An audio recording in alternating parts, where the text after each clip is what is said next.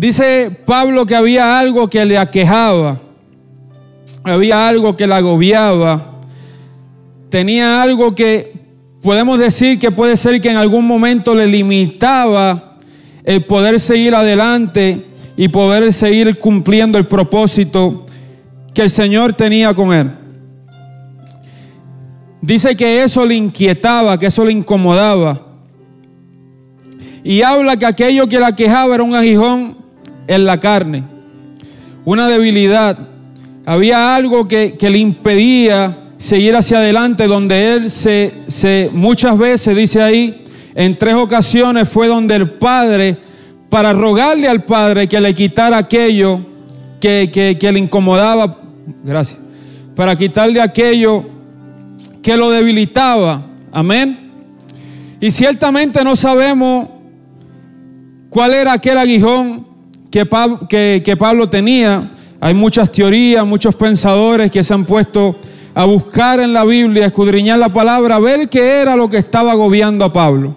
Ciertamente no sabemos cuál era el aguijón específico que le agobiaba a él. Ciertamente podemos tener teoría de qué era lo que tenía. Pudiese haber sido una enfermedad. Cuando habla a los Gálatas, deja entender que había algo en su vida, una enfermedad que lo agobiaba. Muchos dicen que era a lo mejor una ceguera o algún problema en su hablar. También hay evidencia que pudiese haber algún problema en su forma de comunicarse. Pero ciertamente el aguijón, cuando pensamos en él, puede ser, por ejemplo, alguna tentación incesante, algunos oponentes. Pablo siempre tuvo obstáculos en su caminar. Eso pudo haber sido un aguijón. Enfermedades crónicas, como decían los Gálatas, se expresa algo acerca de alguna enfermedad. Esto van de problemas oculares, migrañas, epilepsia, etcétera, y hasta la inhabilidad para hablar. Ciertamente, aunque no sabemos cuál era el aguijón, sabemos que había algo que inquietaba a Pablo. Sabemos que había algo que hacía que Pablo se inclinara incesantemente a pedirle al Señor que le quitara ese aguijón. Y así como Pablo, esto lo podemos trasladar a nuestras vidas. En nuestras vidas, muchos de nosotros, básicamente todos nosotros, me atrevería a decir que tenemos algo el cual tenemos que entregárselo al Señor. Amén. Tenemos algo que nos inquieta, tenemos algo que muchas veces nos impide seguir hacia adelante, tenemos algo que muchas veces puede ser que nos atrase y nos limita, amén, nos limita a hacer aquello que el Señor nos ha llamado. Entonces es algo muy interesante, porque Pablo, que fue un hombre que trabajó en la obra, que fue un hombre que Dios lo apartó, que fue un hombre que dio su vida por la iglesia, tenía una debilidad que le impedía seguir hacia adelante, mas él encontró el refugio en el Padre. Amén. Dice la Biblia que en esa debilidad el poder del Señor se perfecciona, y él aprendió a vivir con ese aguijón y a depender del Padre, que era el que le daba la victoria. Amén.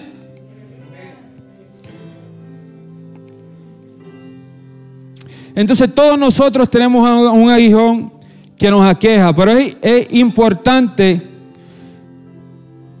poder definir qué es ese aguijón, qué es un aguijón.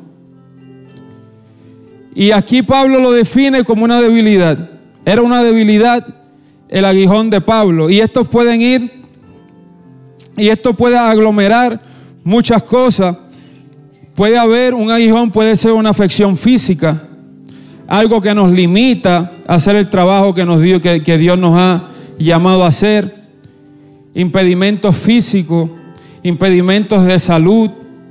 Esto puede ser un aguijón donde nosotros en nuestra fuerza no podemos seguir hacia adelante, mas el Señor nos ayuda a seguir hacia adelante.